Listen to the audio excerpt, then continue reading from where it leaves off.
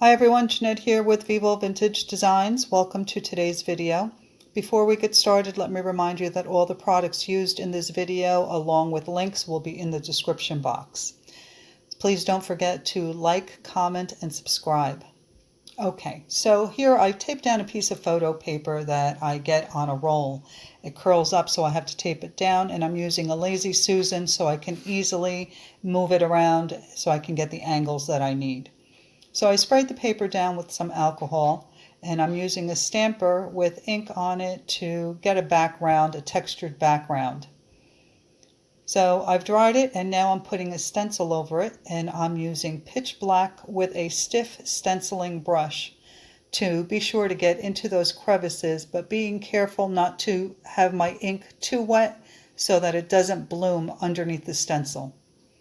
So when I find that when I'm stenciling with alcohol ink, it's best to use the brush not too wet, because again, the ink will bloom underneath the stencil and you won't have the definition that you want. So I'm just kind of scrubbing it into the in between in the stencil so that it will transfer onto my background. And this stencil is just French words. I have no idea what it says, but I like the look of it.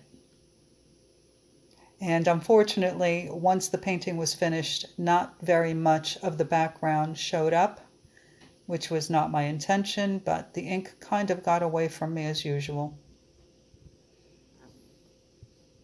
So now to blow out my flower, I'm going to use snow cap. And the reason I'm using snow cap is so that the pink that I will use afterwards will show up on the paper.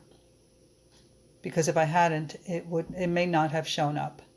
So first I used a light pink to create the background. The petals for the flower, but it was too light, so then I switched over to raspberry. But you'll see that it kind of got away from me. But the end result was pretty nice, I think. See, it would have been great if the flower stayed that small, but it didn't work out that way. This was the first pink that I used, and I thought it was a little light. It wasn't going where I wanted it to, so I figured, all right, I started it, let me go all the way around, and then I switched to raspberry, and that was more of the color that I wanted. And I'm not using any alcohol, I'm just putting the ink down and using the airbrush, which is set at 40 psi to blow the ink out. And now I'm going back to snow cap to blow over the pink, blow some petals over the pink, because then I'm going to put down some pitch black in the center to create the shadow for the center of my flower. So I'm just going to go all the way around and blow out some more white petals. And then I'll put some pitch black in the center, let that spread a little bit, and then give it a little help with my finger. And now I'm using alcohol to blow that black out to create a shadow for my center.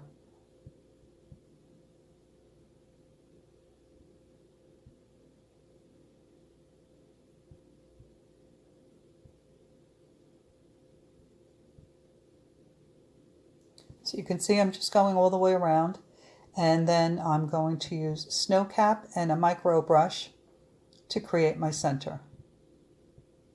Just drying it, because you know that the snow cap is very sticky. It doesn't dry very well, very quickly rather, like the inks do. So give it a good dry before you start making your center. And as I always tell you, once you start putting down the snow cap over the pitch black absorbs the color, or the white absorbs the pitch black, and it's not as white. So you have to do multiple layers for this type of center. And I always start at the top where I want my light source to be coming from. And as I need to reload, that's when I move down with the brush, so that the bottom remains darker and the top remains lighter.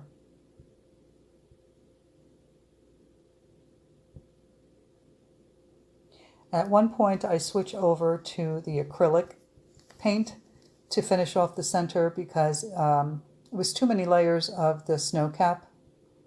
And if you have any questions about using acrylic paint to do your centers, take a look at the video that I did, I think it was just before this, where I show you 3 different options to create a center using snow cap or acrylic paint or Blanco Blanco. So now I've finished blowing out my flower. I have to let it dry because, like I said, the snow cap takes a while to dry. And then I'm going to go over it with a Micron pen to create a little detail. So stay tuned. I'll be back in a minute. Okay, we're back. I let the snow cap or the painting itself dry overnight because I find that the snow cap takes a lot longer to dry. And if you start outlining too soon, it's very sticky and it gunks up the tip of my Micron pens and it can ruin a pen. So I prefer to let it dry overnight so that way my lines are smooth and even and I don't ruin my Micron pens.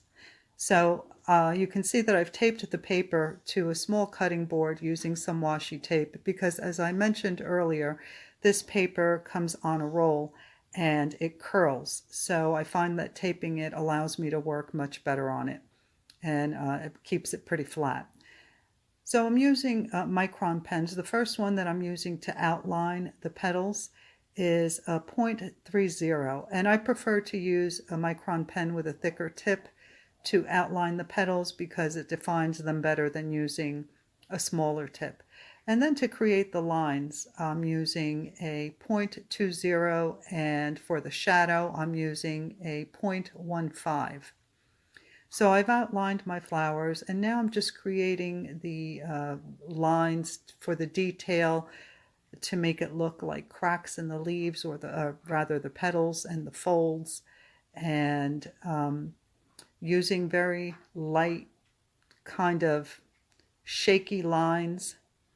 And I'm making sure that all my lines go in the directions of the petals themselves.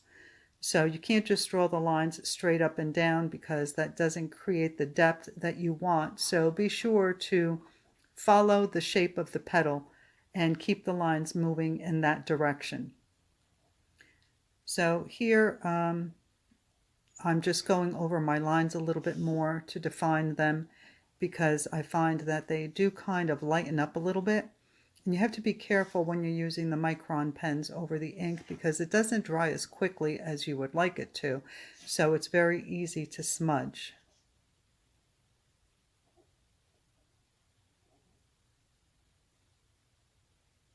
As soon as I'm done creating these lines, which are just straight lines, again, just dotty lines, shaky lines for the detail in each petal to show folds and creases and maybe a split in the leaf.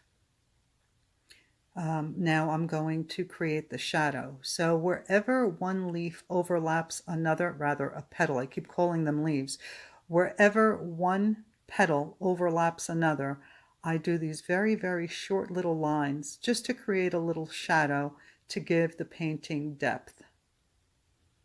And it's a little time consuming, but it really adds great detail. And I think it makes the petals stand out a little bit more so they don't look flat. So I hope you give this a try. If you have any questions, leave it in the comments below. I'm always happy to answer any questions. And I hope you enjoyed this video. Please don't forget to like, comment, and subscribe.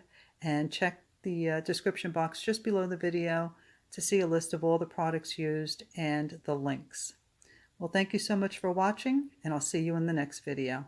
Bye.